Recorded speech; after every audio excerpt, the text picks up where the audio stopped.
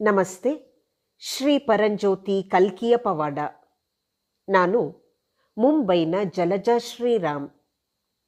ನಾನು 1996ರಿಂದ ಶ್ರೀ ಅಮ್ಮ ಭಗವಾನರ ಭಕ್ತೆಯಾಗಿದ್ದೆ. ಅವರಿಂದ ಸಾಕಷ್ಟು ಆಶೀರ್ವಾದ ಮತ್ತು ರಕ್ಷಣೆಯನ್ನು ಹೊಂದಿದ್ದೇನೆ. ನನ್ನ ಪತಿಯವರು ಒಬ್ಬ ಉದ್ಯಮಿ. ಆದರೆ ಅವರು ನಿಧನರಾದ ನಂತರ ಸನ್ನಿವೇಶವನ್ನು ಹೇಗೆ ನಿಭಾಯಿಸಬೇಕೆಂಬುದರ ಬಗ್ಗೆ ಯಾವುದೇ ಸುಳಿವು ನನಗಿರಲಿಲ್ಲ. ಆರಂಭದಲ್ಲಿ ನಾನು ಎಲ್ಲ ಆಸ್ತಿಗಳನ್ನು ಮಾರುವುದೆಂದು ಮತ್ತು ಮುಂಬೈಯಿಂದ ಹೊರಗೆ ಹೋಗಿ ಮಹಾರಾಷ್ಟ್ರದ ಯಾವುದಾದರೂ ಒಳನಾಡಿನಲ್ಲಿ ಇರುವ ಆಲೋಚನೆ ಮಾಡಿದೆ. ಅಗತ್ಯದ ಈ ಸಮಯದಲ್ಲಿ ಶ್ರೀ ಪರಂಜ್ಯೋತಿ ಭಗವತಿ ಭಗವಾನರು ಅಂತರಂಗದಿಂದ ನಾನು ನಿನ್ನೊಂದಿಗಿದ್ದೇನೆ, ಯಾಕೆ ಚಿಂತಿಸುವೆ ಎಂದು ಮಾರ್ಗದರ್ಶಿಸಿದರು. ಅವರು ನನ್ನ ಉದ್ಯಮವನ್ನು ವಹಿಸಿಕೊಂಡರು.